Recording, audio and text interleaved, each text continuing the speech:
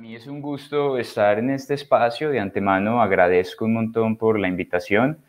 Vengo de parte de Aurora Comunicación Científica. Somos un colectivo de jóvenes que nos hemos reunido para encontrar nuevas formas de hacer comunicación asertiva de las ciencias naturales. Y en este espacio quiero agradecer, por supuesto, a Corpo Caldas, Nativas, de Guías, Geoparque, todos los que ya han mencionado y pues por el espacio y la invitación. También, por supuesto, darle reconocimiento al Instituto de Investigaciones en Estratigrafía de la Universidad de Caldas y al Grupo de Investigación en Estratigrafía y Vulcanología GIEP Cumanday. Yo soy geólogo investigador de ambas entidades que pertenecen a la Universidad de Caldas y con Aurora hemos estado trabajando de la mano del Geoparque, como José muy bien lo dijo, adelantando algunas actividades de geoeducación y divulgación de las ciencias y del proyecto. Entonces, sin más preámbulos, hoy vamos a tener un espacio para una charla muy reflexiva, muy especial, titulada Pilares de los Geoparques, Caminos para la Adaptación al Cambio Climático.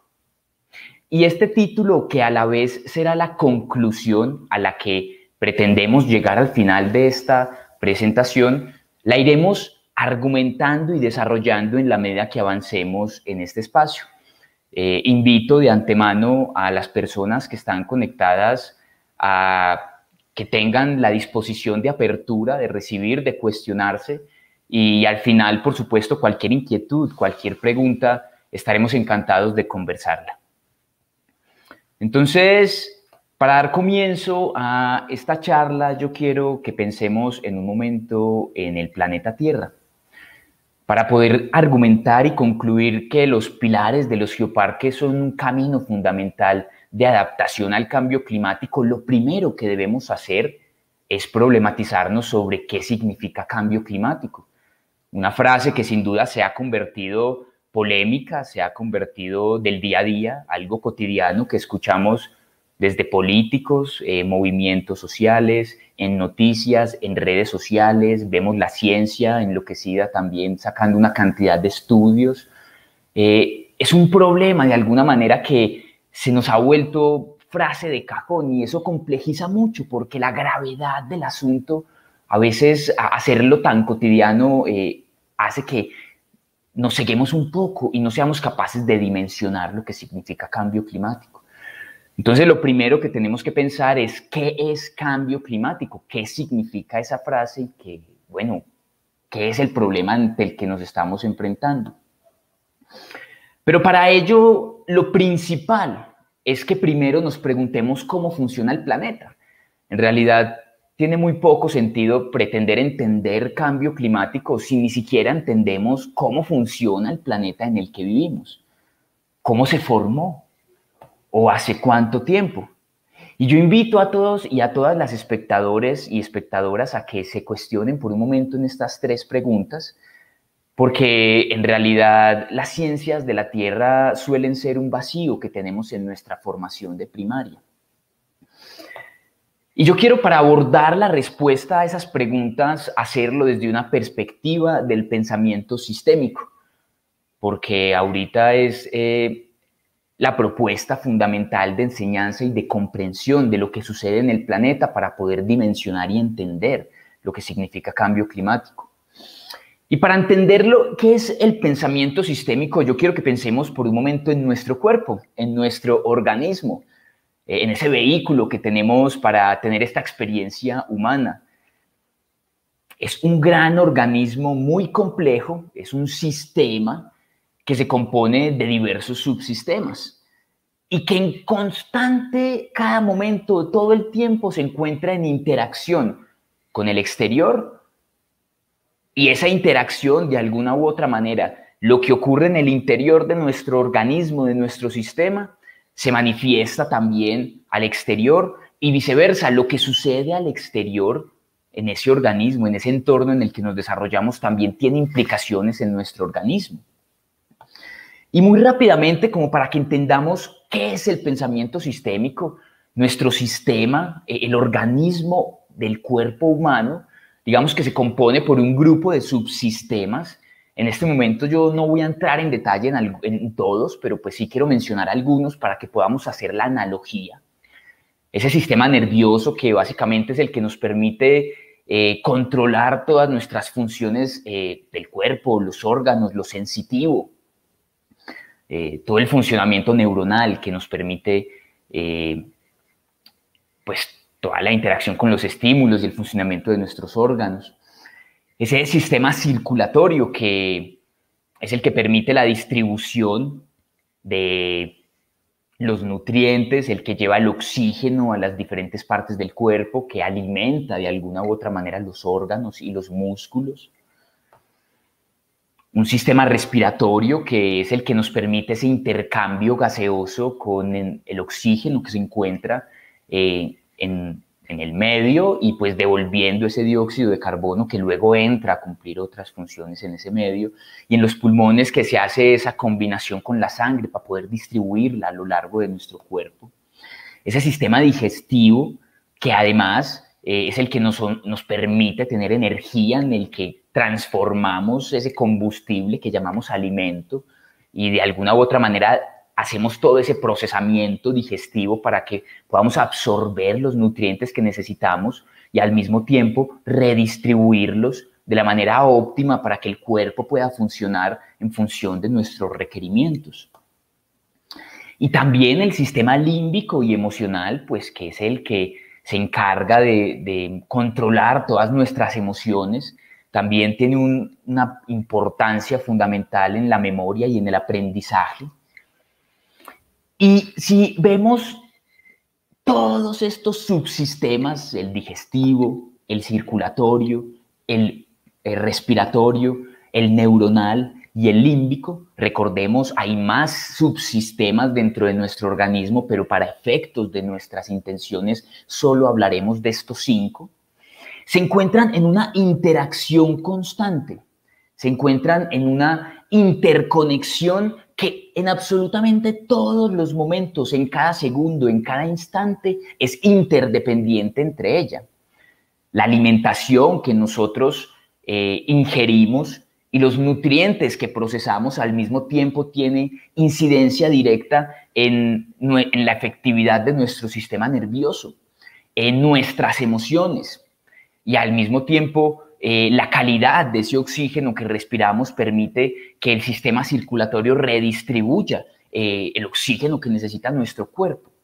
Si nosotros modificamos, impactamos o de alguna u otra manera alteramos cualquiera de estos subsistemas que componen el cuerpo humano, inmediatamente va a haber una respuesta en cadena de los otros subsistemas que comenzarán a buscar una nueva estabilidad, un nuevo equilibrio dinámico que le permita a todo el sistema, a todo el organismo, estar voy a sacar esto, que le permita estar en un estado, de nuevo, de equilibrio dinámico, que en donde todas las diferentes variables que están interactuando puedan estar de manera estable. Me parece fundamental porque el organismo humano es algo que experimentamos, que conocemos. Nuestra salud depende de qué tanto seamos conscientes de la armonía que puede haber entre estos subsistemas.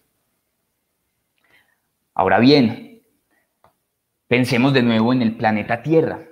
¿Qué de parecido hay entre el sistema planetario y el sistema del organismo del cuerpo humano?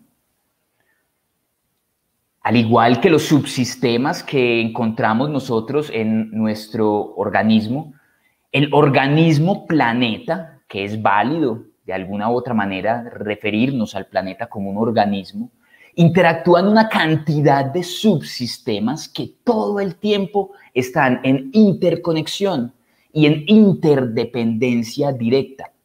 Eso quiere decir que cualquier modificación que se haga en cualquiera de los subsistemas comienza una reacción en cadena que empieza a manifestar en diferentes variaciones de las circunstancias y de las variables que determinan cada sistema del planeta. Entonces nosotros acá podemos ver agua. Este es el planeta del agua. En realidad el 73% de la superficie de este planeta está cubierta por agua. Vemos aire, vemos tierra y vemos vida. Y en general, podemos decir que la Tierra, el total de la naturaleza, están 4 grandes subsistemas en interacción constante. 4 grandes esferas que todo el tiempo están interactuando entre ellas y que cualquier cambio que haya en alguna de ellas tiene manifestación directa en las otras. Entonces, pensemos por un momento en este sistema del planeta y vamos a evaluarlo un poco de manera detallada para responder esa pregunta: ¿cómo funciona el planeta? La geósfera, referida a todos los componentes rocosos que tiene el planeta, rocas, minerales, volcanes, fallas. Pensemos por un momento acá que estas rocas no son algo necesariamente inmóvil. De hecho, todo el tiempo se están moviendo. Hace unos 200 años, estas masas continentales formaban una sola, un gran continente que se llamaba Pangea y que se ha estado partiendo y moviendo. Y en algún momento Suramérica estaba pegado al este de África y Norteamérica estaba pegado al norte al norte de África y a Eurasia. Si ustedes ven una imagen del océano Atlántico, ustedes encuentran una cicatriz que va por toda la mitad del océano, y es porque en esos lugares todo el tiempo estamos formando nuevas rocas. Y al mismo tiempo encontramos que las rocas que se encuentran debajo del océano Pacífico tienen un movimiento en sentido hacia la derecha, llamémoslo para que todos podamos entendernos, y esas rocas se están hundiendo, se están profundizando por debajo del continente norteamericano y del continente suramericano. Pensemos en la cordillera de los Andes, por ejemplo, que está llena de volcanes, se forman porque las rocas que hay debajo, en la superficie del océano Pacífico, se están hundiendo por debajo de Sudamérica, y en algún punto muy profundo, cuando aumenta mucho la temperatura y aumenta mucho la presión, esas rocas se derriten y forman unos volcanes que se manifiestan en superficie. Recordemos acá en Colombia, nuestra cordillera central está llena de volcanes. En Manizales nosotros tenemos un sinnúmero de volcanes, pero ahorita más adelante entraremos a particularizar sobre ello. Esas rocas, digamos que tienen un ciclo en donde todo el tiempo se están formando, se están destruyendo, permiten la formación de montañas. Y cuando pensamos, por ejemplo, bueno, ¿y qué relación tiene las rocas con el clima? Pues en realidad son un montón. Por ejemplo, las cordilleras son barreras geográficas que permiten la circulación del viento. Entonces, la gran cordillera de los Andes, por ejemplo, permite que en el Chocó nosotros tengamos la zona más lluviosa del planeta, porque todos los vientos que llegan no pueden pasar, digamos, al este, al oriente de Sudamérica, y se precipitan todas en forma de lluvia, y al mismo tiempo los vientos que vienen desde el Atlántico por la misma cordillera oriental de Colombia, pues puede recircular y darle vida a lo que conocemos como la Amazonía.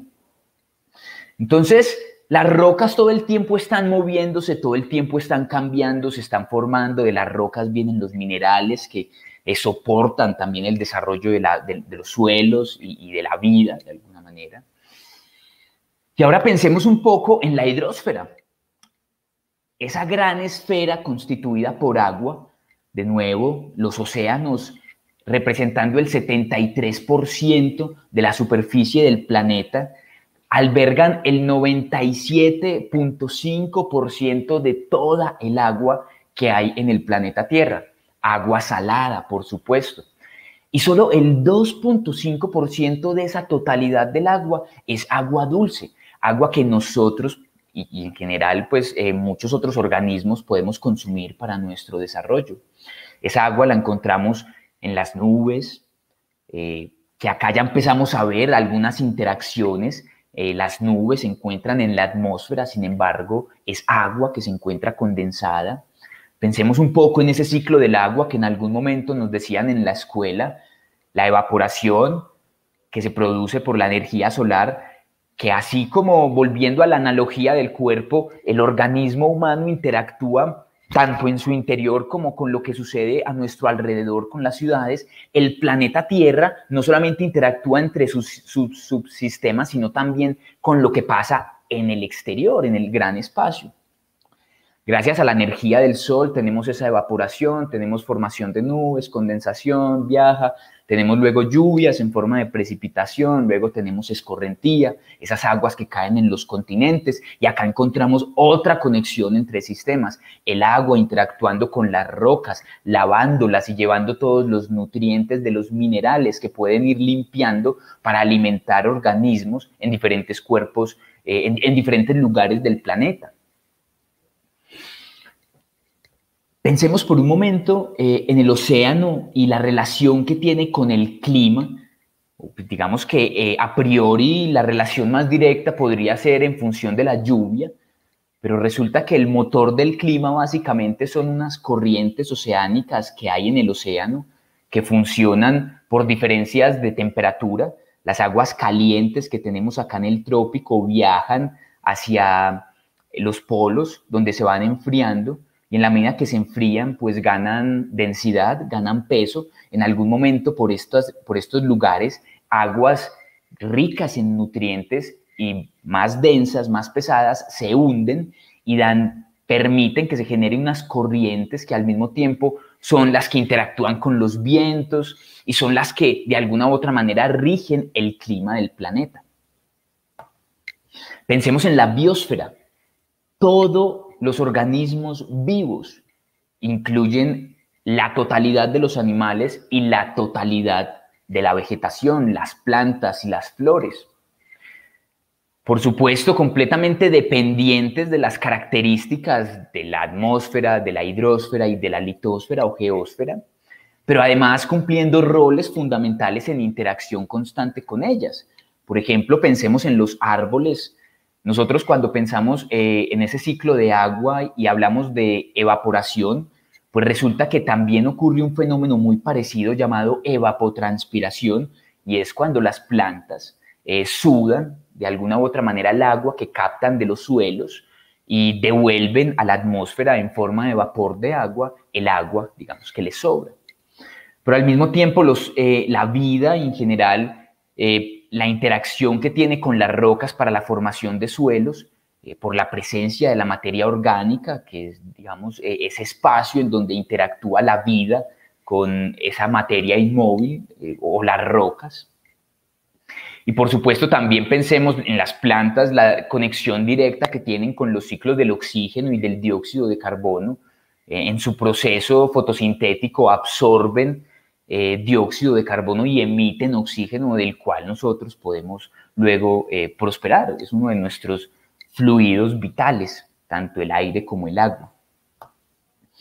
Y finalmente pensemos en la atmósfera muy rápidamente, la esfera gaseosa de la Tierra, que lleva millones de años también formándose y cambiando, que de hecho es algo que a los humanos nos falta estudiar un montón y entender muchísimo, pero sin embargo hay una serie de cosas que ya comprendemos y resulta que la atmósfera, pues si bien es prioritariamente gaseosa, pues también tiene las nubes, que son una manifestación líquida, y también tiene sólidos representados en microorganismos, polen, esporas, material particulado, cenizas, polvo. Y por supuesto, pues esa interacción que tiene la atmósfera para el clima, los vientos, la movilización de las nubes. Digamos que cuando nosotros pensamos en clima, en realidad estamos pensando en la interacción de las cuatro esferas.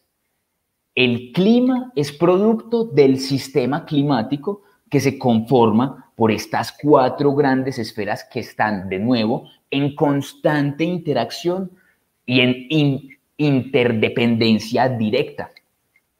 Eso quiere decir que cualquier modificación que haya en cualquiera de las esferas, pues tendrá impacto en las otras y al mismo tiempo, pues conllevará cambios en los procesos del sistema climático. Ya hemos respondido un poco cómo funciona el planeta. Pensemos ahorita cómo se formó y hace cuánto tiempo.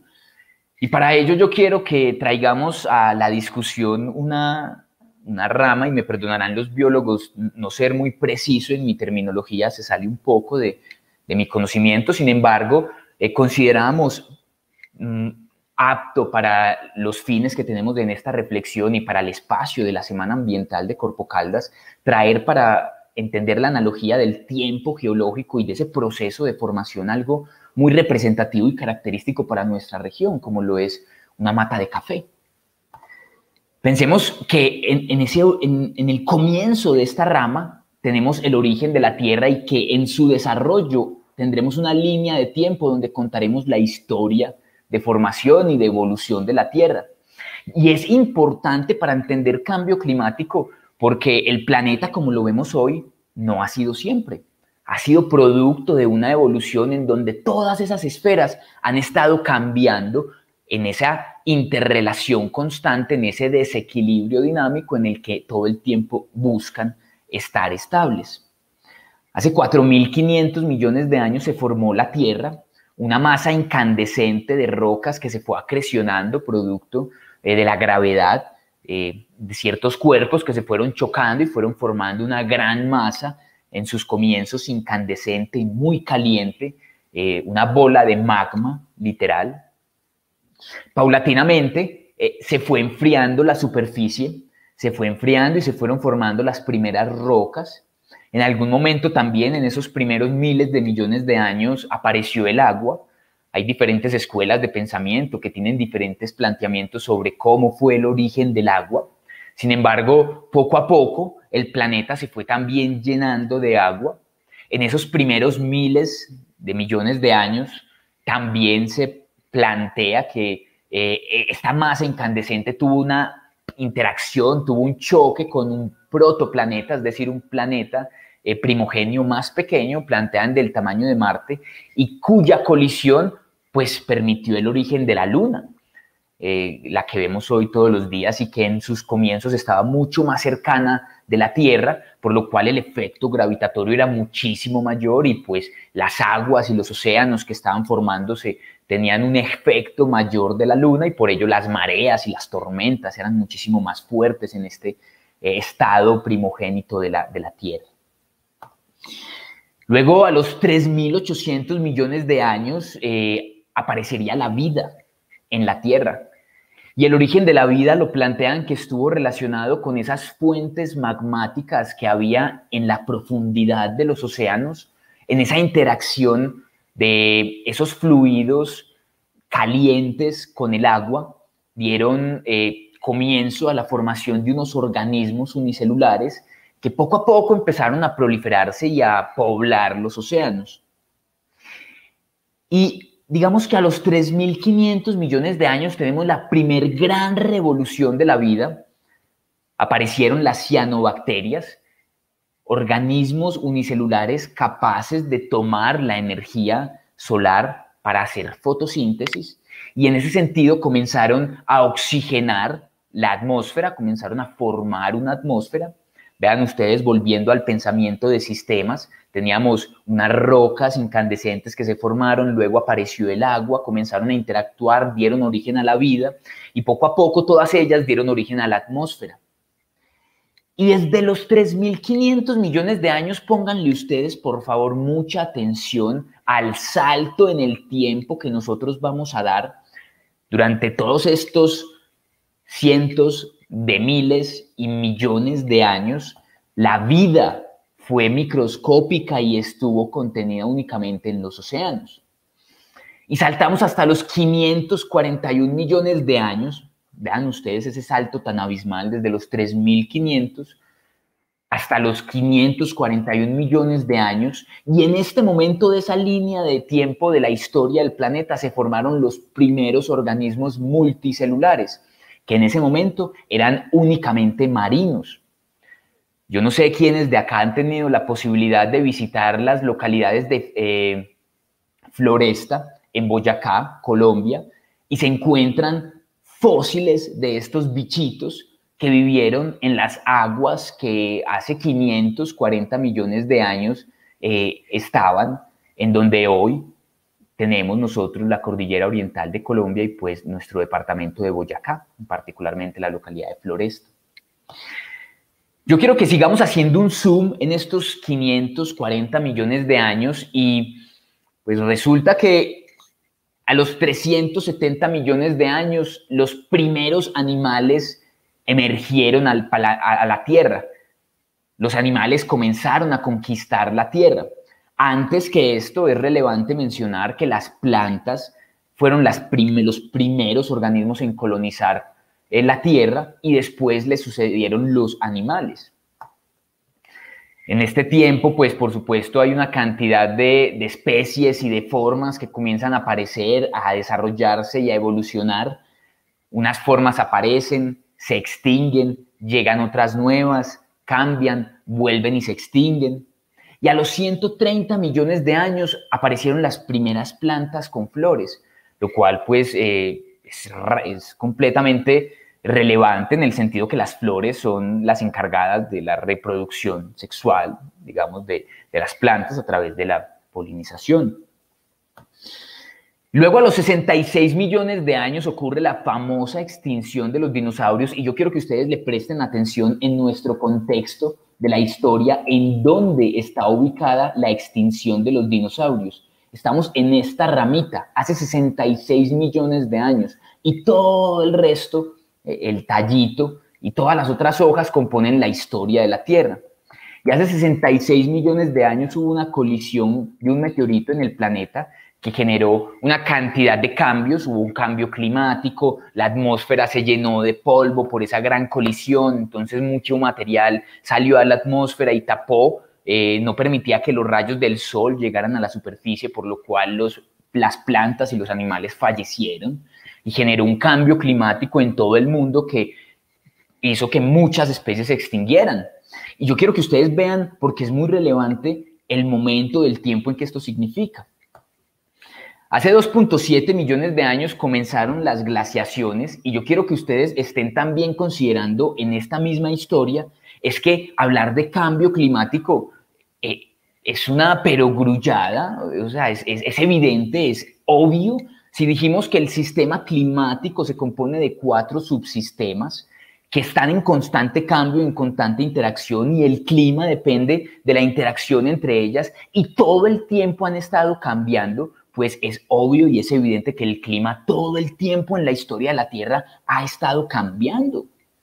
Y hace 2.7 millones de años tuvimos el inicio de las grandes glaciaciones en donde las masas glaciares avanzaron desde los polos y cubrieron casi la mitad del continente norteamericano, pero tenían momentos en donde esas masas glaciares se retrocedían, rastrillando y dañando las rocas y retrocediendo sus cuerpos, y había otra vez momentos en donde las temperaturas bajaban y otra vez los glaciares avanzaban.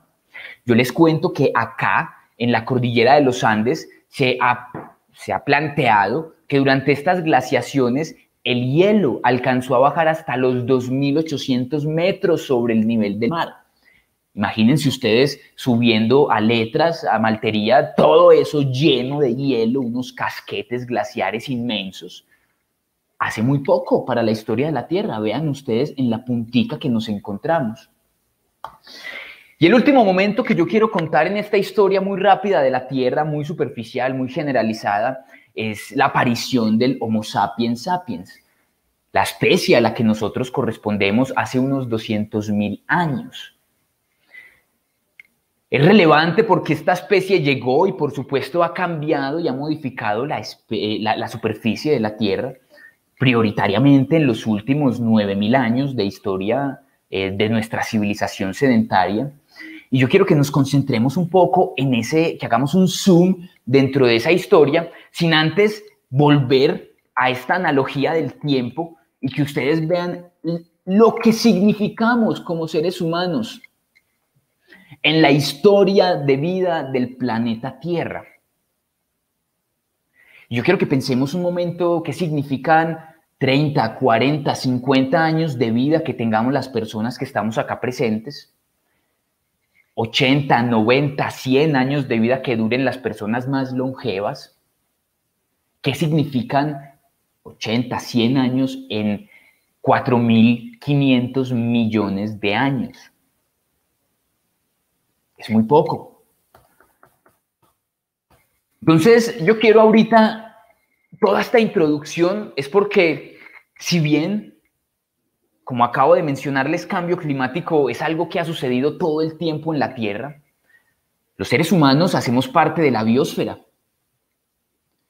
Y en ese sentido, todas nuestras acciones están conectadas con el sistema Tierra. Nosotros dependemos de lo que pasa dentro de ese organismo planetario. Y todas nuestras dinámicas sociales tienen impactos, consecuencias directas con cada una de estas esferas.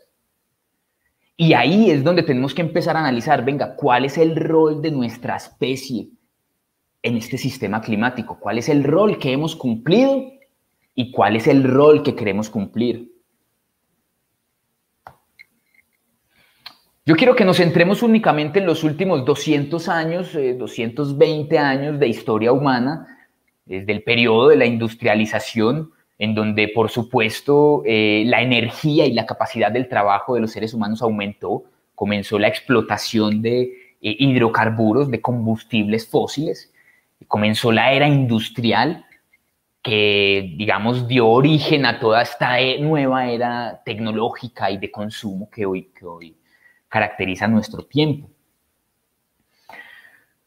Con esa capacidad de aumentar el trabajo, por supuesto, comienzan a haber una serie de aumentos en unas tendencias socioeconómicas, comienza paulatinamente a aumentar la población, comienza paulatinamente a aumentar el uso de minerales, el uso de materiales, la producción, comienza a aumentar también el turismo, comienza a aumentar la producción de contaminantes, comienza a aumentar una cantidad de cosas completamente relacionadas con el aumento de las ciudades. Hoy en día, el mayor porcentaje de la población está migrando a las ciudades porque es donde están concentrados los recursos.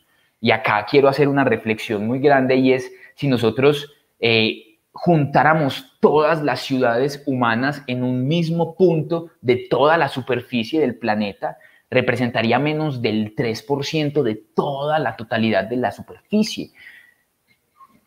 Recordemos, el océano es el 73% y nosotros tan solo abarcamos ese 3% de superficie en los continentes. En realidad somos muy pequeños, pero tenemos un impacto muy grande, pues porque por supuesto somos la especie dominante y que además ha logrado un nivel de progreso tecnológico completamente radical, muy importante.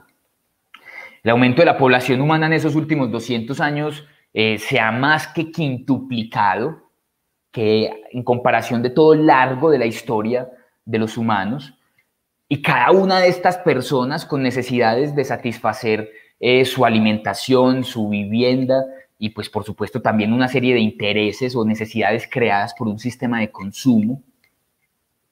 Esto implica que cada vez se necesitan más recursos, más personas, más energía. Cada vez entre más personas existimos en este mundo, pues más necesidad de producir, más necesidad de consumir. Pues obvio todo se va llevando a un extremo. Con todo este proceso, pues hubo un aumento en la cantidad de los recursos y acá empecemos a considerar los impactos directos dentro del sistema climático. Acá, por supuesto, directamente con la geósfera, pero también con la biosfera. Se desarrolló alrededor de todo este crecimiento y progreso de nuestra civilización un sistema de consumo que gira alrededor del dios dinero. El dinero se ha convertido en esa gran deidad que de alguna u otra manera todas las personas tienen que adorar y todos persiguen para satisfacer y requerir dar a lo que exige el sistema.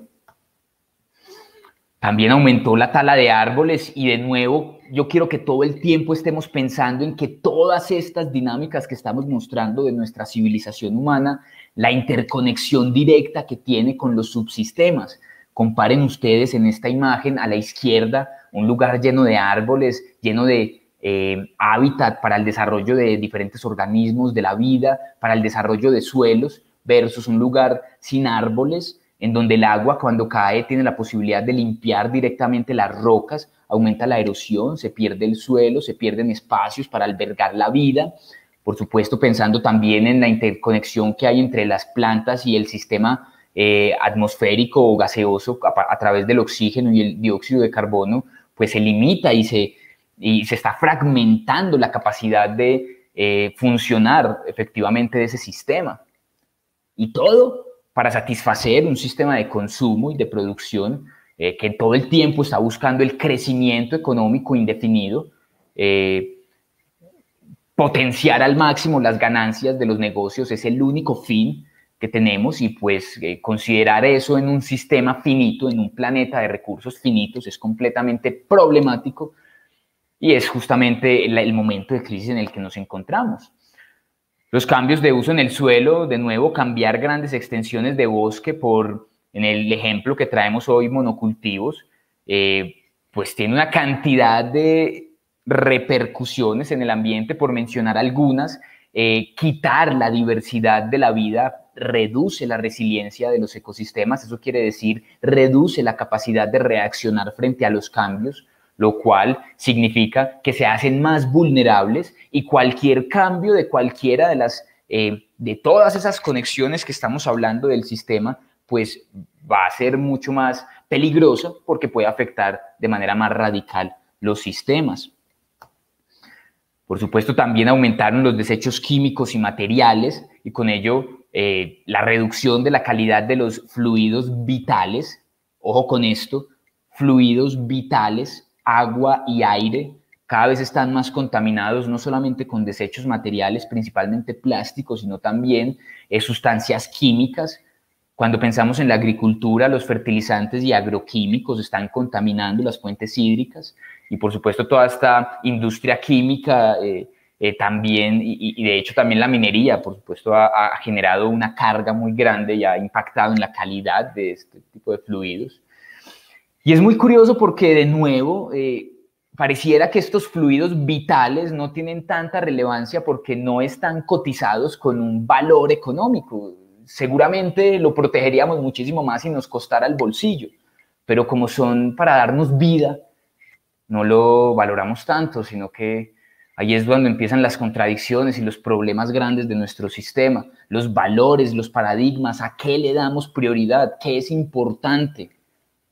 Ahí es cuando tenemos que empezar a hacer cuestionamientos sobre nuestra cotidianidad, sobre las decisiones que tomamos, sobre el sistema al cual favorecemos con nuestras decisiones.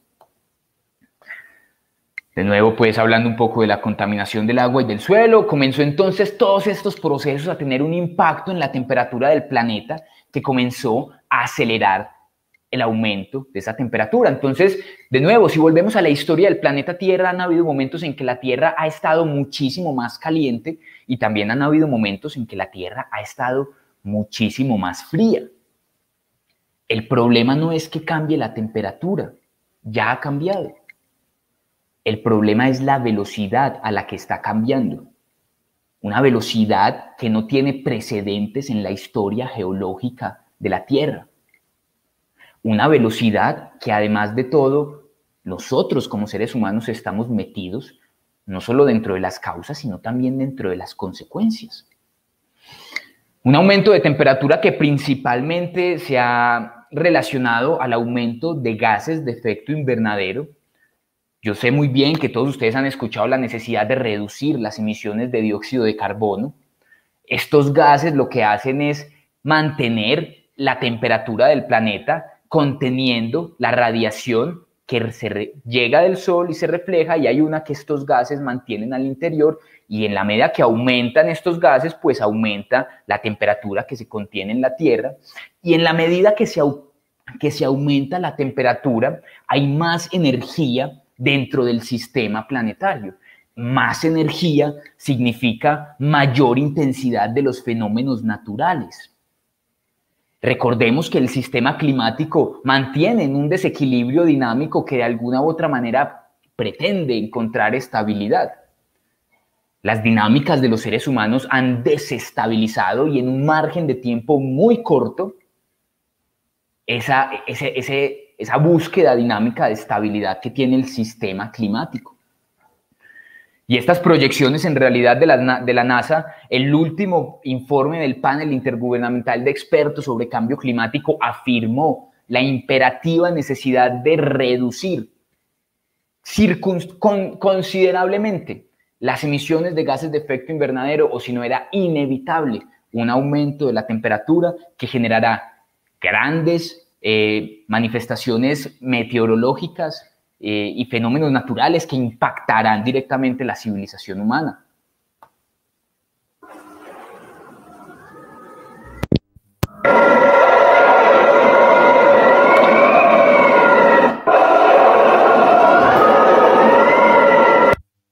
Estos fenómenos que de alguna u otra manera se manifiestan son producto de esos cambios que están habiendo en el sistema climático. El riesgo es la pérdida de vida y, por supuesto, el desequilibrio total económico, social, cultural que se derivan pues de estos fenómenos ante los cuales no tenemos posibilidad de hacer nada porque se salen de nuestro control. Avalanchas, incendios, tormentas, huracanes. Lo que nosotros experimentamos con San Andrés, el huracán tipo 5 que llegó hace poco a San Andrés, no es sino el primer aviso de una serie de huracanes que cada vez van a llegar más frecuente y más intensos. Y pensemos que además todos estos fenómenos a la vez pues cargan y continúan generando una bola de nieve donde ese sistema climático continúa cambiando. Entonces cada vez que hay un incendio, pues muchísimos gases de dióxido de carbono de quemar la materia orgánica, pues van y cargan con más gases de efecto invernadero la atmósfera. Lo mismo con el aumento de temperatura, pues hay más evaporación, el vapor de agua es otro gas de efecto invernadero, mayor aumento de la temperatura. El cambio en las lluvias, pues van a generar tormentas, que van a generar avalanchas, que en nuestro caso generan deslizamientos. Y todo eso lo que se pone en riesgo es nuestra vivienda, nuestra salud, nuestro bienestar social.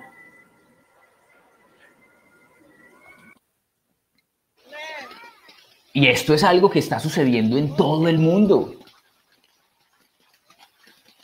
A nosotros los medios no nos lo cuentan y sobre todo mucho menos acá en Colombia, donde toda la atención se centra en los problemas diarios de corrupción, de muertes, de asesinatos, de robo, de inseguridad. Pero en el mundo, las grandes potencias están absolutamente preocupadas por la situación climática que está pasando.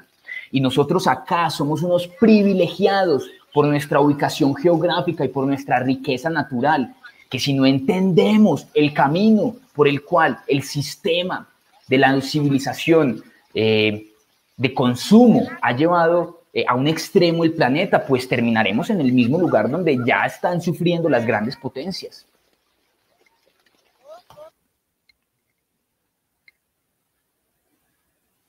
Volvamos entonces al sistema planetario, que es donde está la gran reflexión de esta presentación. Hay una serie de dinámicas que los seres humanos hacemos y que tienen impactos directos sobre cada una de ellas. Cada decisión que nosotros tomamos al día, por más mínima que aparentemente sea, desde cómo nos movemos, cómo nos alimentamos, cómo compramos, a quién le compramos, tienen impactos sobre este sistema planetario, sobre este sistema climático. Puede que individualmente nadie logre cambiar nada, pero somos una sociedad colectiva. Y la sociedad colectiva depende de la suma de cada uno de sus elementos. Y todos y todas quienes estamos presentes acá y con quienes compartimos todos nuestros días, hacemos parte de esa colectividad. Nuestras decisiones a diario, nuestras pequeñas decisiones cuentan, tienen efecto. Por ello, la invitación a que seamos un poquito más integrales en la comprensión del sistema del que hacemos parte y del que dependemos. Porque es que, ojo, no existen humanos sin naturaleza. Desafortunadamente para nosotros sí puede existir naturaleza sin humanos. Y es algo que tenemos que poner en la balanza. Porque esa inteligencia tan absolutamente sorprendente que todo el tiempo resaltamos y que ha permitido el progreso tecnológico, ¿dónde queda a la hora de ponerla en términos espirituales? ¿Cuáles son los valores y los principios sociales, comunitarios, pero también individuales con los que decidimos actuar en cada uno de nuestros días, en cada una de nuestras situaciones? Pensemos otra vez en la analogía que hacíamos del cuerpo. Si yo no me cuido con mis hábitos, yo no tendré salud. Si yo no cuido el entorno en el que me desenvuelvo, me afectarán la salud. Si nosotros no cuidamos el espacio en el que nos desarrollamos dentro de este planeta Tierra, la afectación es directamente para nosotros mismos, para nuestra sociedad, para nuestro bienestar, para nuestra prosperidad.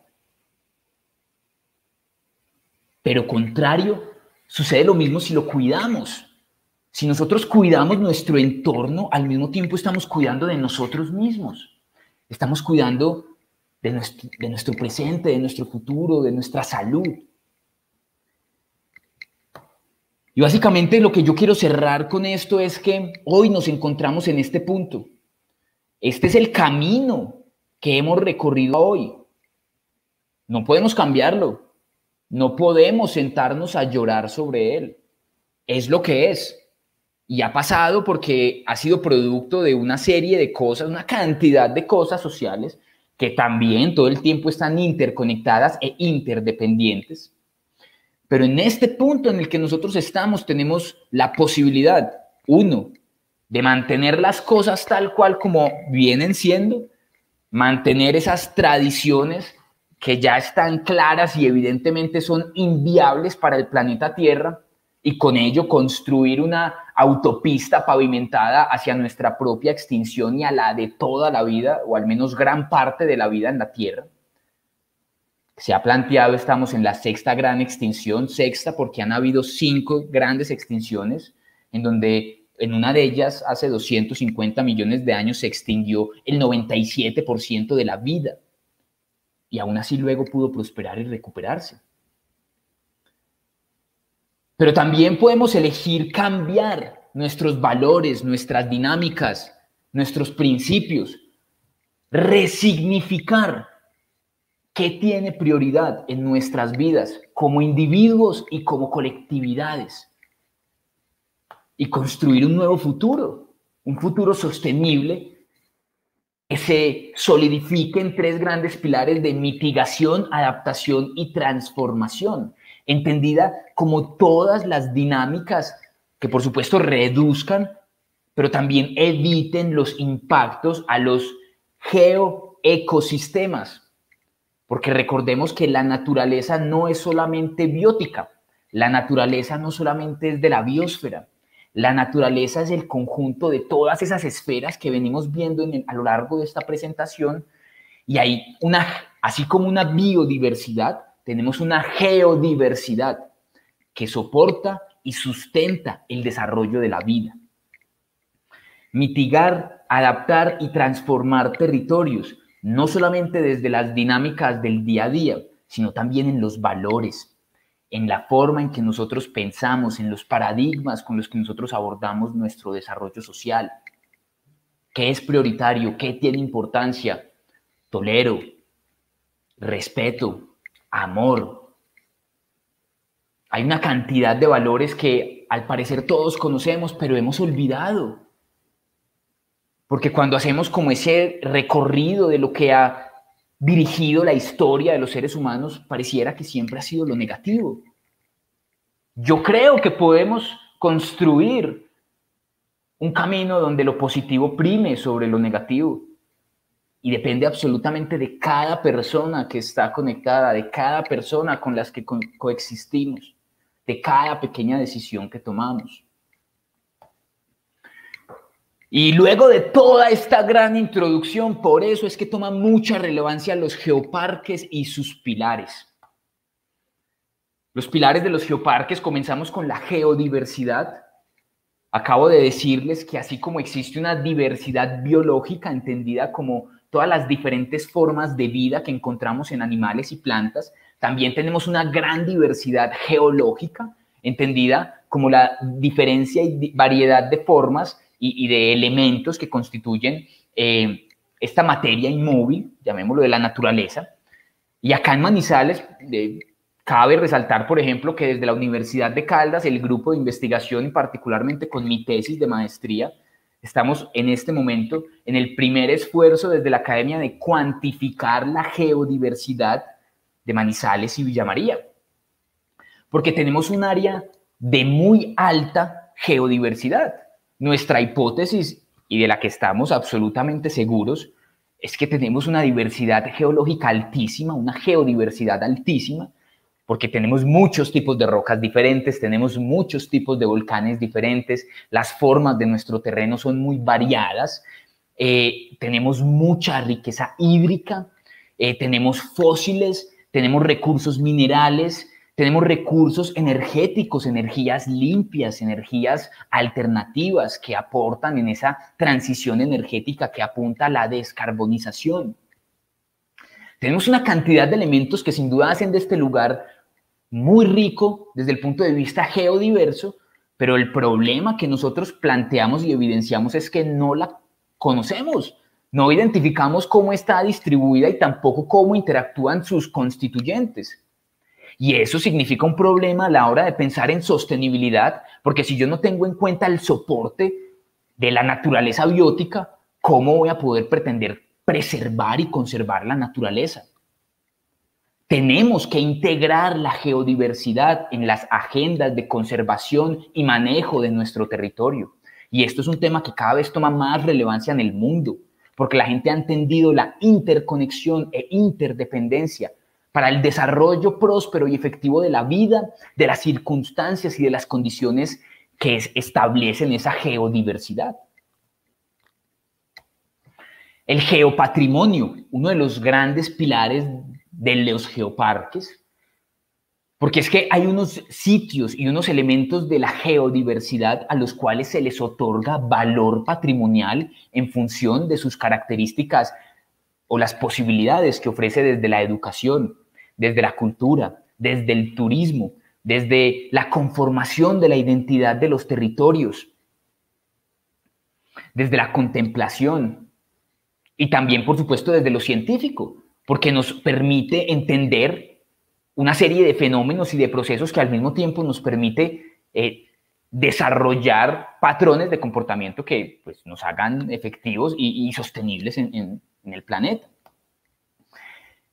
Y pues como ya vimos que todo esto se encuentra amenazado directamente por muchas de las acciones humanas, es prioritario que hagamos geoconservación, entendida como una conservación que no solamente esté enfocada en los recursos biológicos, sino también en los recursos geológicos de los cuales depende la vida. Y hago mucho énfasis en esto porque no hay biodiversidad sin geodiversidad.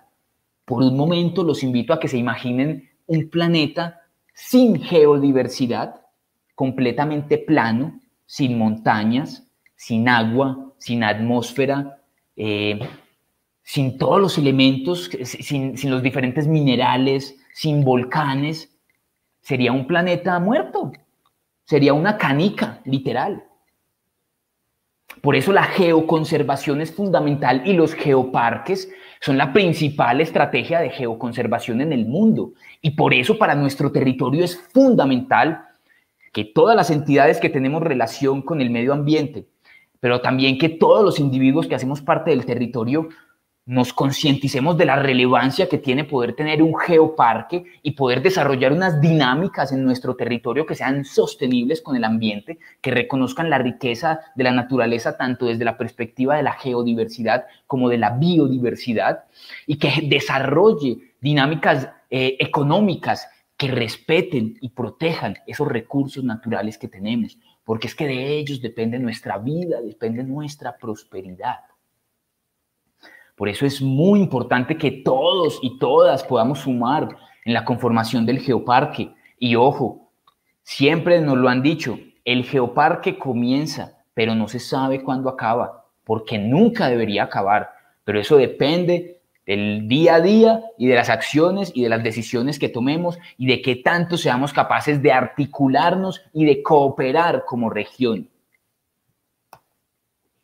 Y la geoeducación es uno de los pilares más fundamentales del geoparque porque precisamente es lo que nos permite entender, por un lado, las dinámicas que dan origen a la crisis, por el otro, el riesgo tan grande que significa para nuestro bienestar, pero también para revalorar y resignificar la riqueza geológica que nosotros tenemos, la riqueza natural que nosotros tenemos. Y en ese sentido, Aurora Comunicación Científica, que es el colectivo al que yo represento en esta oportunidad, es a lo que le estamos apostando.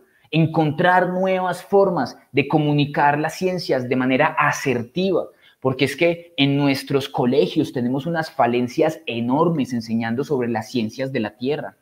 Las personas no comprenden el planeta en el que viven y si no entienden medianamente cómo funciona, no pueden dimensionar la gravedad de la crisis. Y si no dimensionamos la gravedad de la crisis, nos mantendremos diciendo que cambio climático es algo que los otros viven y que no nos toca a nosotros. Falso, nos toca y ya lo estamos viviendo. Tenemos dentro del geoparque el glaciar Santa Isabel que le quedan algunos años de vida. Será el primer glaciar en esta época que se nos va a extinguir. Y eso no es que perdamos el glaciar y ya, eso tiene consecuencias climáticas, porque el glaciar genera ciertos microclimas, digamos, en estas zonas altas de montaña, pero también regula los sistemas hidrogeológicos que en nuestra región le da agua a Caldas, Risaralda y Quindío. Por eso es importante que entendamos y que a partir de la comprensión de los valores y de lo que nos permite, del entendimiento que nos permite tener las geociencias de nuestro entorno para poder conservar la naturaleza.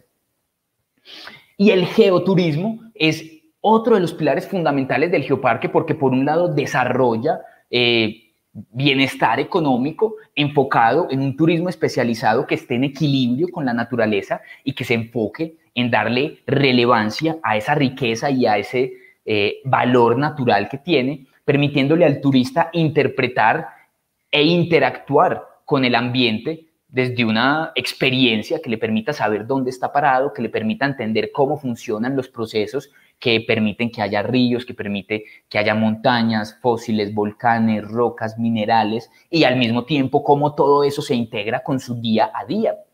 Porque es que recordemos que nosotros vivimos en ciudades, pero de alguna u otra manera todos los materiales que nosotros tenemos, por más artificiales que parezcan, simplemente son la transformación de algo natural. Nosotros dependemos absolutamente de la naturaleza y por eso lo fundamental del geoturismo a través de la geoeducación, geoconservando y dándole relevancia al geopatrimonio y a la geodiversidad, hacen de los geoparques una de las principales oportunidades de cambiar nuestros valores y nuestros paradigmas para funcionar de manera sostenible con nuestro entorno. Así que todo esto que hemos hablado, los pilares de los geoparques, por supuesto, en comunión constante, pues nos permiten afirmar que constituyen uno de los principales caminos de adaptación y mitigación y transformación de los territorios, pues porque evidentemente permite que haya unas dinámicas sostenibles con respeto, con cuidado, reconociendo todos los elementos que constituyen la riqueza natural de los territorios, pero además generando dinámicas sociales que permitan el bienestar y el crecimiento en sostenibilidad con el espacio, que se fundamente en la conservación. Porque es que si nosotros cuidamos de nuestra salud y cuidamos de la salud de nuestro ecosistema y de nuestro geosistema, pues vamos a poder ser prósperos.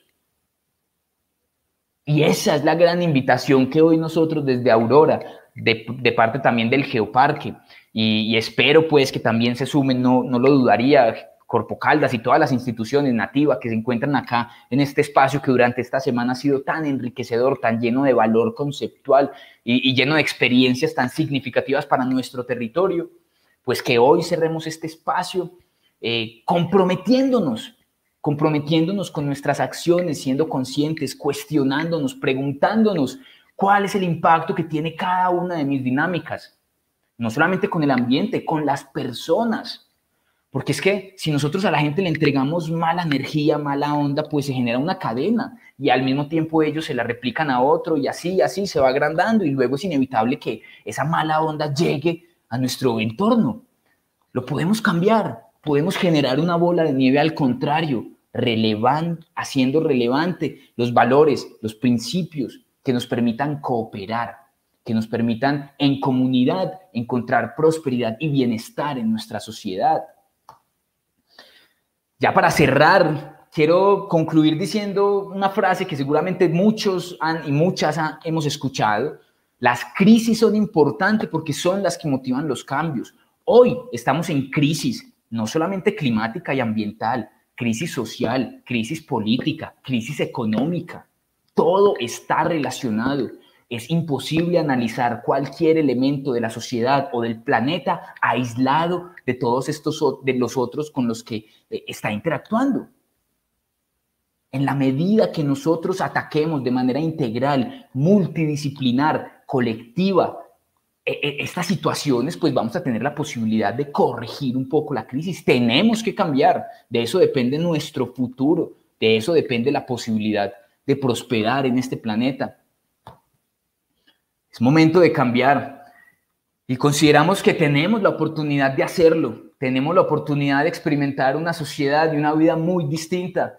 Depende de ti, depende de mí, depende de todos y de todas y de cada uno y una de las personas con las que compartimos. Por eso es importante estos espacios, por eso es importante conectar entre nosotros con la naturaleza y resignificar aquellos valores que de pronto hemos olvidado un poco con el afán que nos genera el sistema. Eso básicamente era la reflexión que nosotros queríamos dar en este espacio. La naturaleza nos ha enseñado y nos ha demostrado que la competencia y la individualidad no es el camino para la evolución efectiva de la vida. Por el contrario, la cooperación y la colectividad hace de los sistemas mucho más fuertes. La diversidad aumenta la resiliencia. Por eso tenemos que reconocer la diversidad, no solo natural, sino también de nuestras ciudades. Manizales es una ciudad diversa, tenemos que amar esa diversidad, potenciarla y darle valor, porque es que a partir de la diferencia es que podemos construir conocimiento, el conocimiento no es solo científico, el conocimiento hay de muchos tipos y tenemos que encontrar puntos comunes, tenemos que encontrar puntos de comunión que nos permita alcanzar objetivos en función de la conservación y la protección de la naturaleza. Muchas gracias por la atención, por el espacio, de verdad es un gusto, me perdonan si me extendí un poquito, es con mucha pasión que hacemos esto. Si hay alguna inquietud, alguna pregunta, estaremos encantados de desarrollarla. Por favor, a las personas que estén presentes, los invitamos a que nos sigan en nuestras redes sociales, Divulgación Aurora, en Instagram, Facebook y YouTube. Y bueno, dispuesto siempre en participar en estos espacios de construcción y de cooperación. Y bueno, muchas gracias y que tengan un feliz día.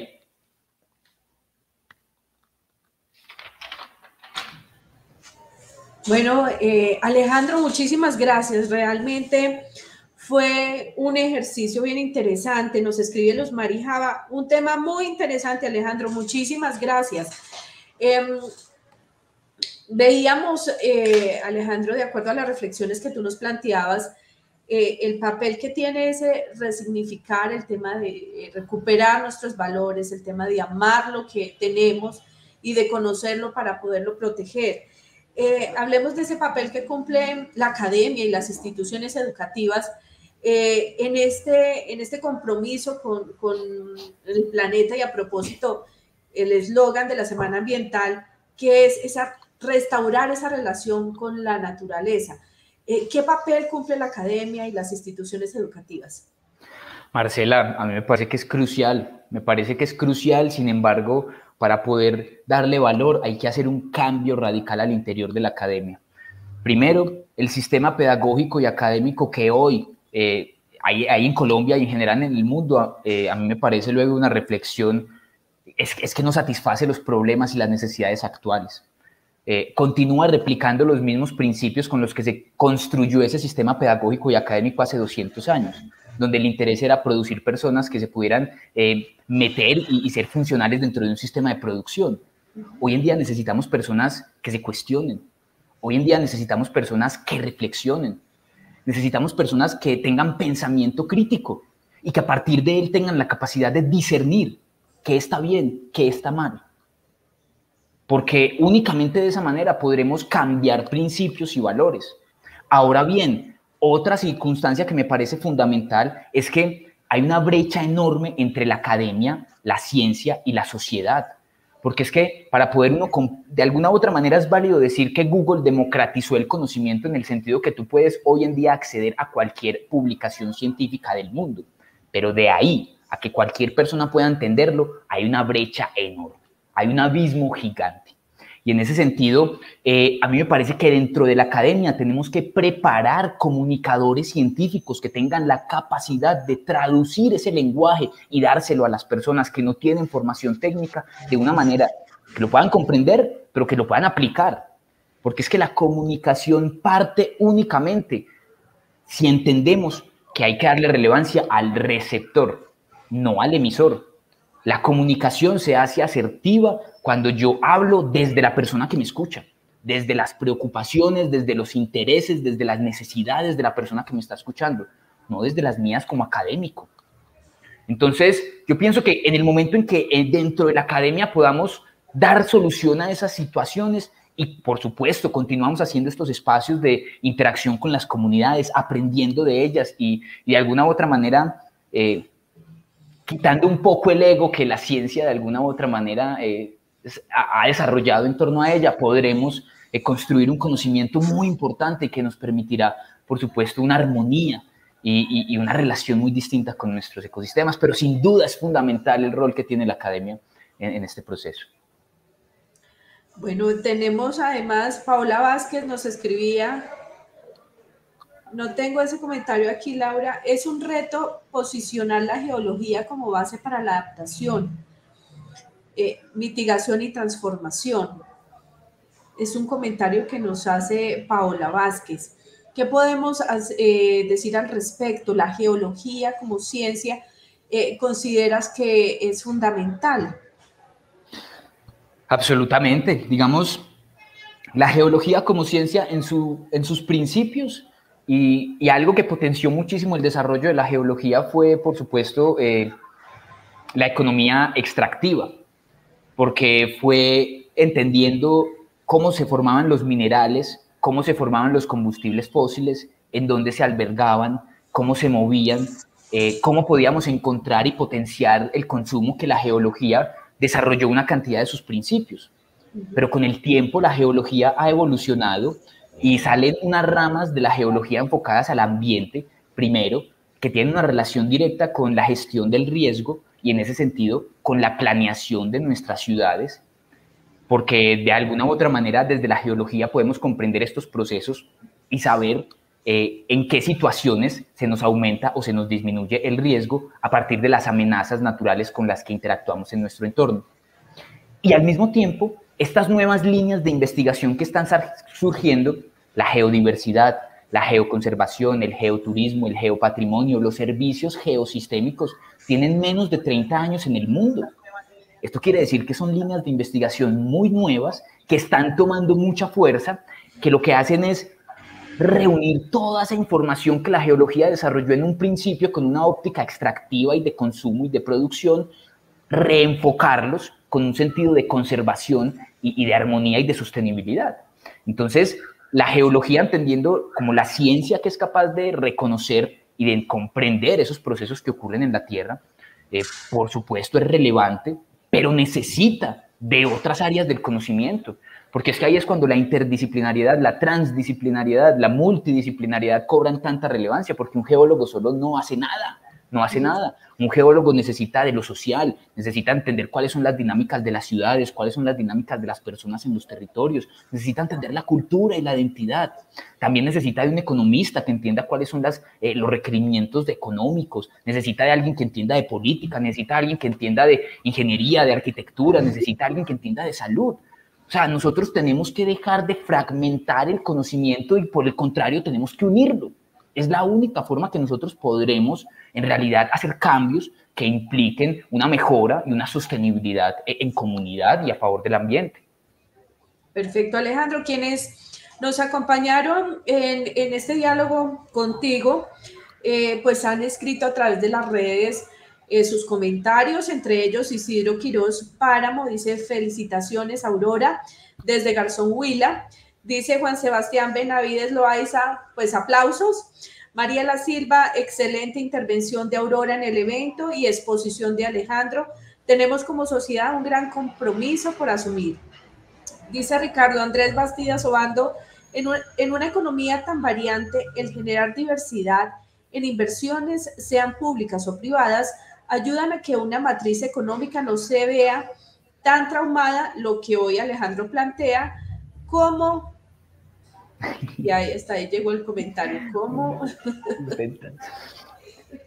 sí, nos dice Ricardo Andrés Bastidas, una sustentación puede perfectamente convertirse en un pilar, en una guía para aportar a las arcas del Estado sin generar un impacto ambiental considerable. Luciano Signore dice, la agenda educativa debe revisar su enfoque e incorporar contenidos que planteen un cambio, ojalá urgente, en el paradigma científico y la cosmovisión centrada en el consumo, muy de la mano lo que tú estabas planteando también ahora durante tu ponencia. Alejandro, muchísimas gracias por estar con nosotros en este espacio de la 16ª Semana Ambiental. Creo que cerramos contigo y con broche de oro definitivamente nuestra agenda académica. Esa reflexión que tú nos haces hoy, ese volver a lo natural, volver a nuestra tierra, reflexionar un poco más, conocer un poco más ese patrimonio natural.